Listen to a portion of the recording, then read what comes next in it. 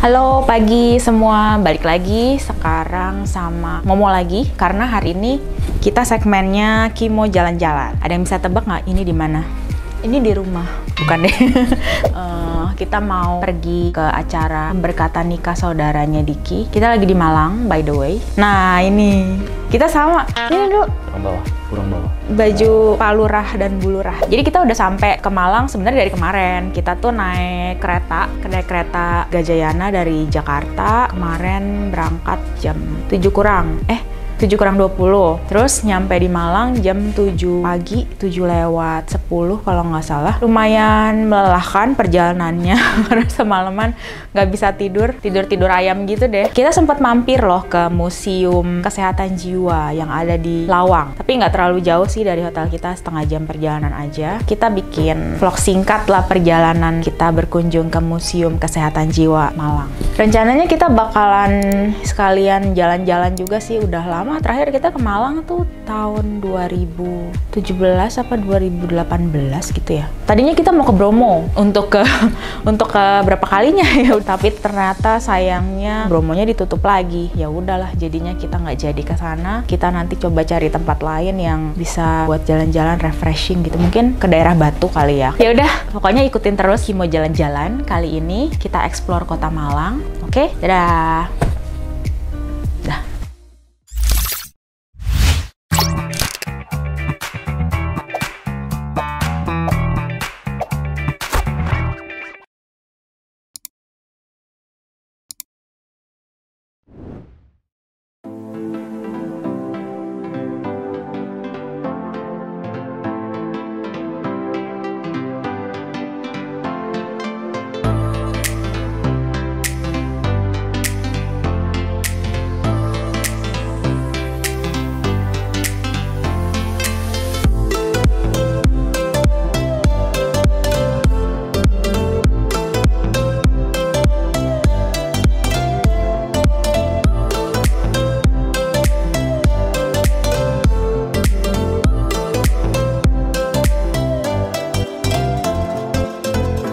Museum Kesehatan Jiwa Malang. Inilah salah satu destinasi unik yang ada di itinerary Malang Trip kita. Museum ini adalah bagian dari Rumah Sakit Jiwa Dr. Rajiman Weddiodiningrat yang terletak di Jalan Ahmad Yani, Lawang, Malang, Jawa Timur, yang dulu dikenal dengan nama Rumah Sakit Jiwa Sumber Porong.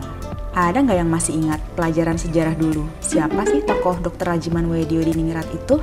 Beliau adalah seorang dokter yang juga anggota organisasi Budi Utomo. Dan pada tahun 1945, beliau terpilih sebagai Ketua Badan Penyelidik Usaha-Usaha Persiapan Kemerdekaan Indonesia atau BPUPKI. Rumah sakit ini dibangun sejak zaman Belanda tahun 1884. Namun, museumnya sendiri baru dibuka dan diresmikan pada tahun 2009. Dulu itu ceritanya di masih zaman peperangan Mas ya. Belanda itu mendirikan ini di samping dia sebagai rumah sakit juga sebagai camp pertahanan. Jadi sebelah timur ini sebelum sampai di bawahnya gunung itu ya, di bawahnya bukit itu ada camp tempat tentara. Cuman sekarang sudah nggak ada, sudah rata, sudah jadi pertanian. Dulu masih ada, kita pertahankan, tapi lama-lama itu ya namanya nggak dihuni ya kan. Jadi kita karena ini kebetulan bangunan ini masih asli zaman Belanda. Ya, tidak ada perubahan. Perubahannya ini ada tambahan ini ya. Ini nggak ada dulu. Tapi zaman Belanda, saya pikir memang arsiteknya bagus.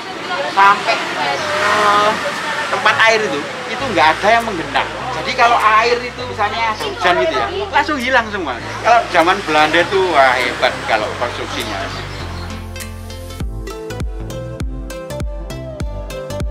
Sekitar 200-an. Banyak juga ya? Ya. Oh, sebelum Covid malah banyak, sampai 600. Karena kapasitas kita itu sebenarnya 700. Musim Covid kan banyak pembatasan. Akhirnya pasiennya itu yang memang tidak perlu ke rumah sakit untuk bisa kontrol saja.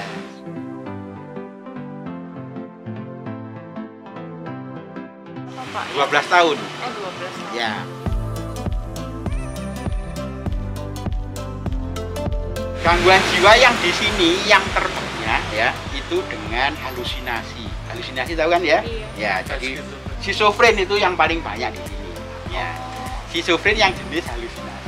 Gitu gitu, yang paranoid gitu ya, curiga. Dia misalnya gini, ada orang-orang kumpul gini ya, dia jalan, terus dia ini kok membicarakan saya ya gitu, itu ya. Jadi curiga gitu, kalau dia sampai nggak bisa ngolah pikiran dia, akhirnya dia bisa jadi gangguan. Yang lain juga ada, misalnya anak ya, gangguan kepribadian, nggak ada ruangan tersendiri, memang tidak boleh dicampur antara anak dengan dewasa gitu loh. Nanti khawatirnya perilakunya dicontoh kan, harus ada sendiri.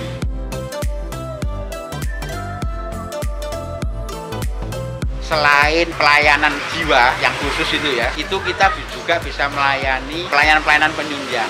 Pelayanan umum ada. Kita punya dokter spesialis penyakit dalam, spesialis bedah, anestesi, ya melayani juga. Cuman orang yang belum pernah tahu itu menganggap baru rumah sakit jiwa itu hanya orang-orang gangguan jiwa kan gitu ya. Iya, saya pikir juga gitu Pak. Iya.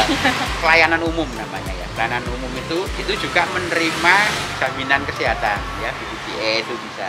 Tapi itu harus ada rujukan karena kita kan bukan rumah sakit. Kalau di istilah kesehatan itu fasilitas pertama bukan. Rumah sakit kita rujukan. Jadi yang dirujuk dari misalnya dari puskesmas itu bisa. Tapi kalau dari rumah sakit terus dibawa ke sini, selain dari IGD ya, kalau masuk IGD harus diterima. Setelah itu nanti ditentukan bahwa ini apakah perlu dirawat atau dirujuk ke rumah sakit yang lebih ada pelayanan lebih lengkap lah. Pengumpulan benda-benda kuno di museum ini sudah lama dilakukan oleh pihak rumah sakit dengan tujuan untuk mendokumentasikan perjalanan sejarah perkembangan ilmu kedokteran, khususnya kesehatan jiwa di Indonesia. Bangunan museum ini terbilang sederhana, layaknya rumah-rumah yang dibangun di zaman Belanda. Terdapat 7 ruangan dalam museum ini, yakni ruang tamu, ruang direktur, ruang preventif, ruang kuratif, perpustakaan, ruang penunjang, dan ruang rehabilitasi. Memasuki ruang tamu, kita dapat melihat foto-foto, jejak kisah Dr. Rajiman Weddio di Ningrat, dan sejarah kesehatan mental di Indonesia. Di ruangan ini juga terdapat prasasti peresmian museum pada tanggal 23 Juni 2009 yang bertepatan dengan hari ulang tahun rumah sakit yang ke-107. Selain itu, kita melihat juga sebuah lemari kaca besar berisi seragam perawat laki-laki dan perempuan pada zaman Belanda. Selanjutnya kita ke ruangan direktur yang berisi meja direktur berikut mesin tiknya yang digunakan pada zaman dahulu.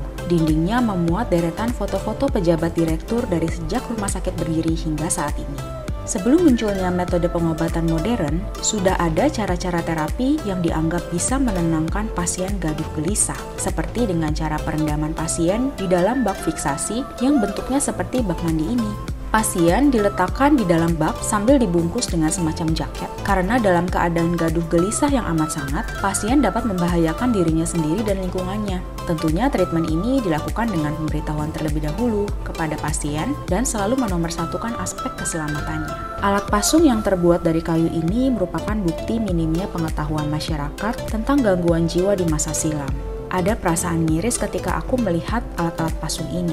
Alih-alih memberikan pengobatan yang layak bagi penderita gangguan jiwa, mereka malah dibelenggu oleh keluarganya sendiri agar tidak mengamuk dan mengganggu warga sekitar. Mirisnya lagi, hingga di zaman modern ini ternyata masih ada loh segelintir masyarakat yang masih menggunakannya. Berbagai alat laboratorium dan kedokteran umum seperti mikroskop, sentrifugasi, alat refraksi mata, pisau pemotong tulang, alat pemotong otak, hingga alat-alat bedah umum dan otopsi juga tersimpan rapi di museum ini. Kemungkinan pada masa itu rumah sakit juga memberikan pelayanan perawatan umum dan telah menjadi tempat untuk pendidikan dan penelitian kedokteran jiwa. Selain itu, di museum ini terdapat pula benda-benda yang dahulu digunakan sebagai sarana rehabilitasi dan hiburan bagi para pasien, seperti proyektor film kuno, beserta koleksi film-film tahun 50-an hingga 70-an, berbagai koleksi piringan hitam, alat tenun, dan lukisan yang dibuat oleh para pasien di unit rehabilitasi. Satu lukisan yang menarik perhatianku berjudul Wani Silit Wedirai. Wani Silit artinya berani menunjukkan bokong, Wedirai artinya takut menunjukkan muka. Lukisan ini menggambarkan ungkapan kekecewaan pelukis kepada seseorang yang mengkhianatinya, hingga dia menganggap orang tersebut sebagai pengecut. Buat kalian yang kapan-kapan mau mampir ke museum ini, waktu bukanya dari hari Senin sampai Jumat jam 8 pagi sampai jam 4 sore. Tanpa tiket masuk alias gratis ya guys. Buatku pribadi, mengunjungi Museum Kesehatan Jiwa adalah pengalaman yang membuka mata bahwa gangguan jiwa bisa dialami oleh siapa saja, tidak memandang usia, jenis kelamin, ataupun status sosial seseorang. Gangguan jiwa dapat disembuhkan dengan pengobatan dan terapi yang tepat, serta dukungan dari orang-orang terdekat. Stigma-stigma buruk tidaklah membantu, hanya pendidikan dan pengetahuan saja yang dapat mengubahnya. Seperti tertulis dalam figura yang tergantung di salah satu dinding museum ini.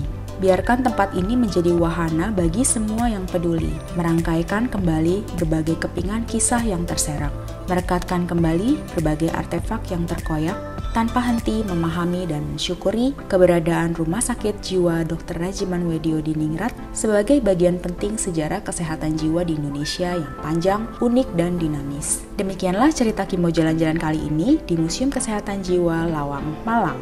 Sampai jumpa di segmen Kimbo Jalan-Jalan berikutnya yang pastinya bakal lebih seru lagi.